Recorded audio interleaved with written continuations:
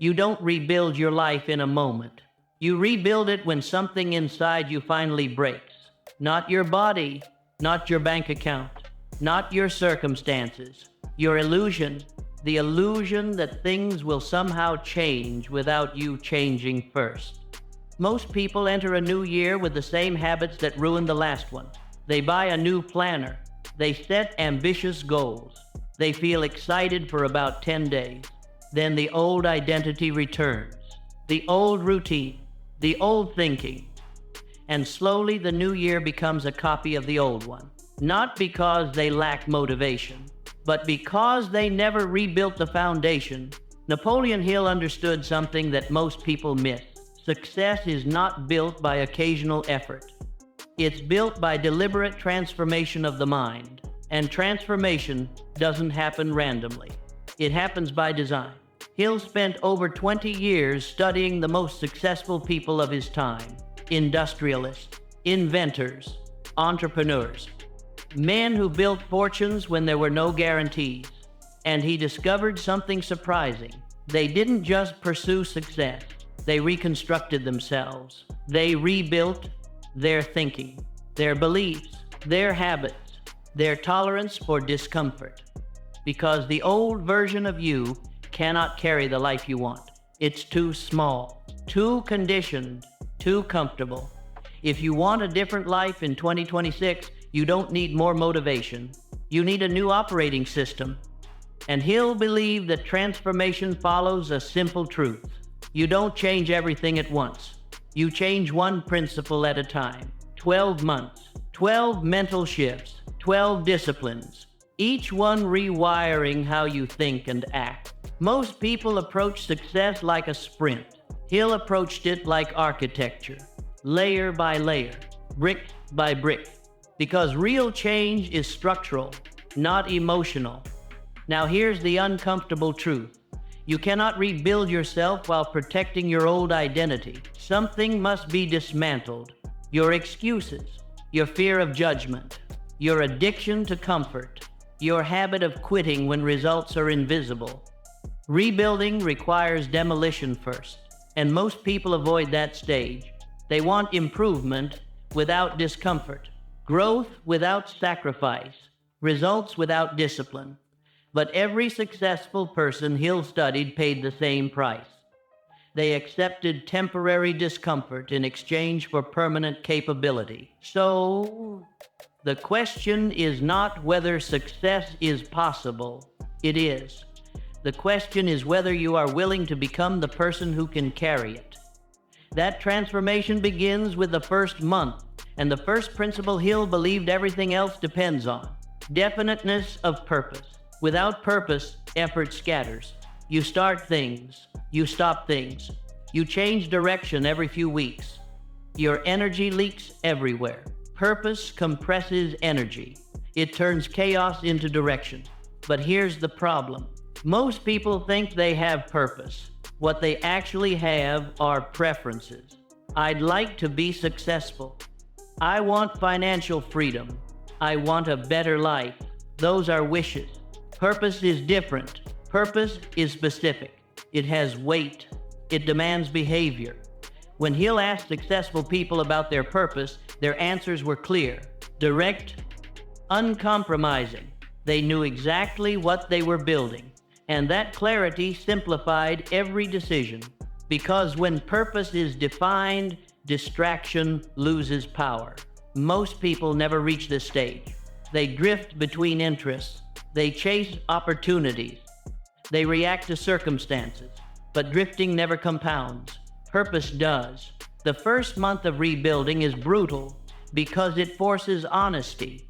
You have to confront what you actually want, not what sounds impressive, not what others expect, not what feels safe. What you truly want to build. Once that decision is made, something interesting happens. Energy returns. Clarity increases. Focus sharpens because the mind now has a direction. But purpose alone is not enough. The second month begins the real work. Desire, not casual desire. Not it would be nice. Hill described desire as a burning obsession. the kind that refuses to disappear, the kind that keeps you moving when nothing is happening yet. Most people misunderstand desire. They think desire is excitement. It's not. Excitement fades. Real desire survives boredom. It survives doubt.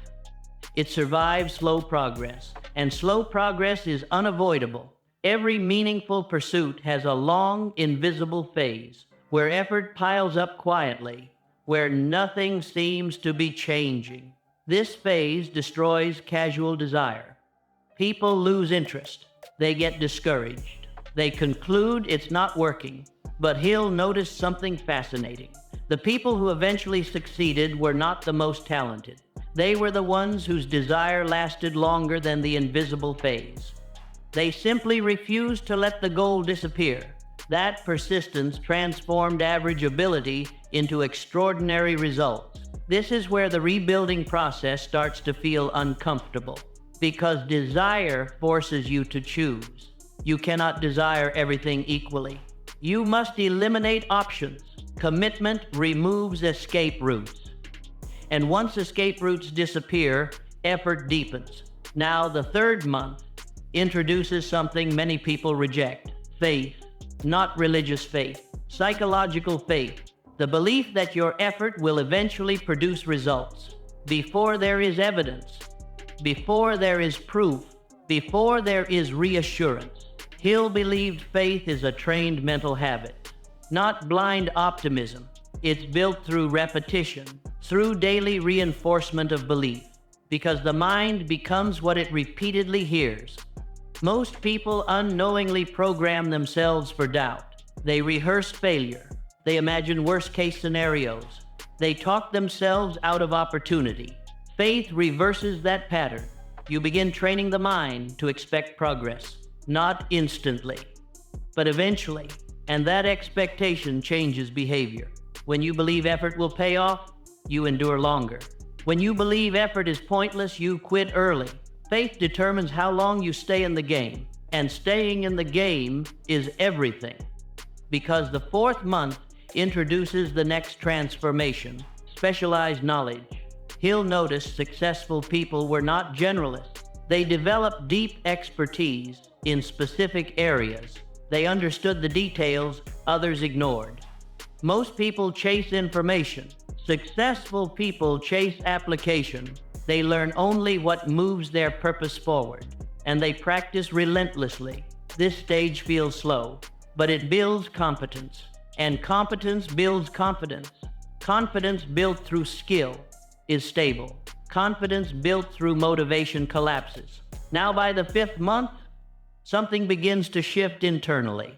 Your thinking sharpens, your habits stabilize, your direction becomes clearer.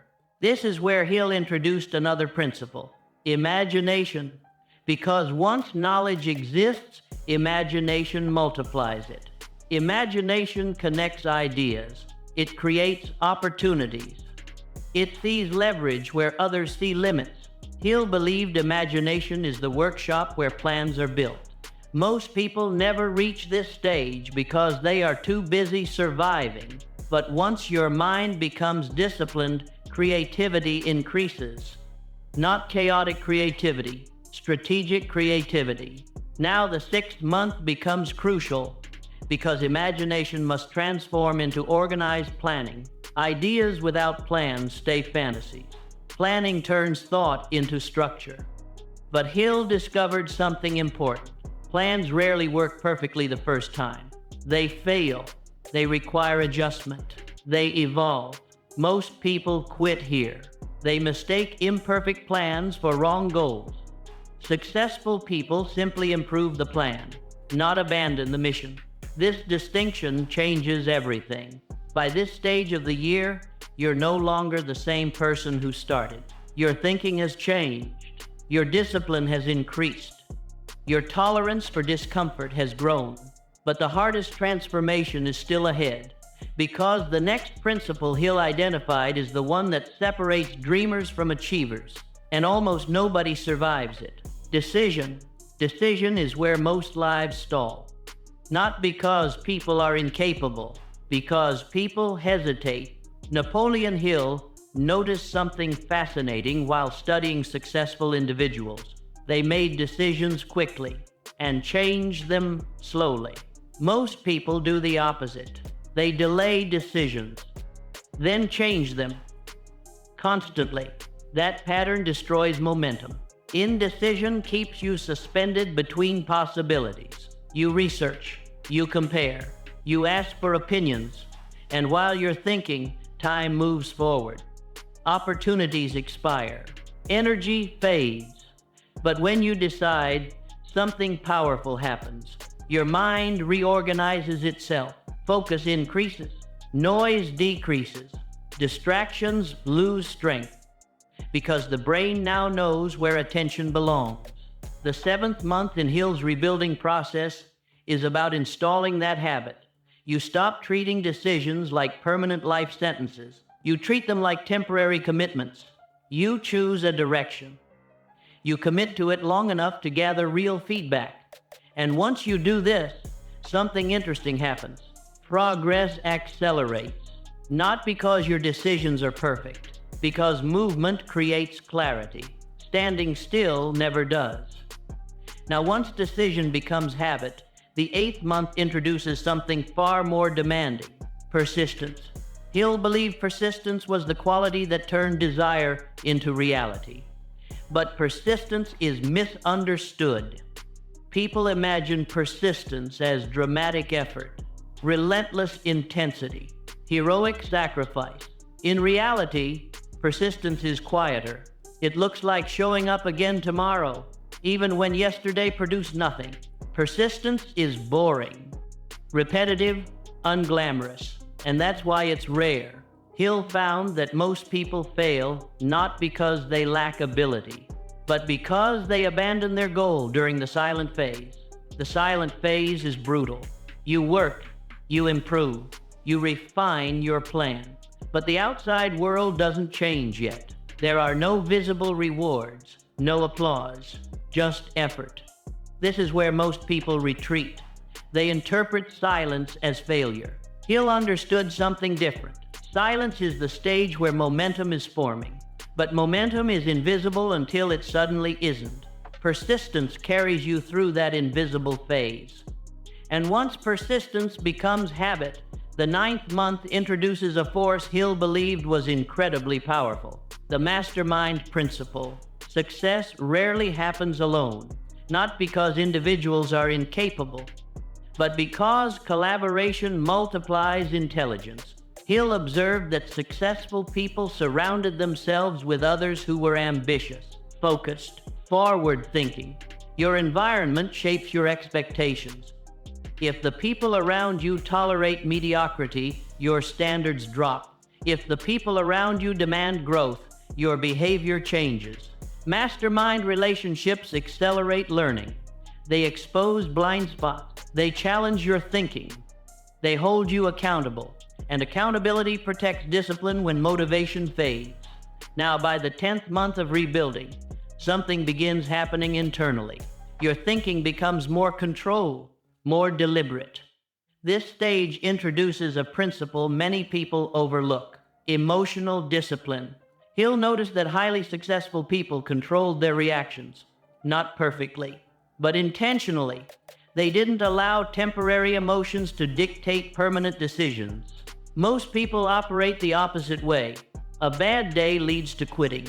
A slow week leads to doubt. A setback leads to retreat. Emotion becomes the driver.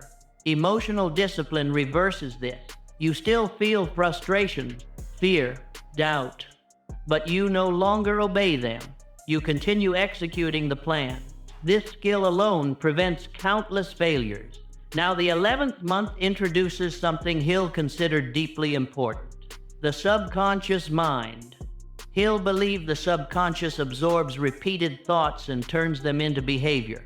Whatever you feed, the mind consistently becomes belief. Beliefs shape actions. Actions shape outcomes. Most people unknowingly program themselves for limitation. They repeat thoughts like, "This probably won't work," "I'm not ready," "I'll start later." Those thoughts slowly become identity. Hill taught the opposite. You deliberately plant thoughts aligned with your purpose, not empty affirmations, but reminders of your direction. Over time, your subconscious begins aligning your actions with those beliefs. What once felt difficult becomes automatic. This is how identity changes. Now, the 12th and final month of rebuilding introduces the most powerful principle Hill described: action with controlled persistence. By this stage, something inside you is different. You no longer rely on motivation. You operate through structure, through routine, through clear decisions. You act because the system demands it, not because you feel inspired.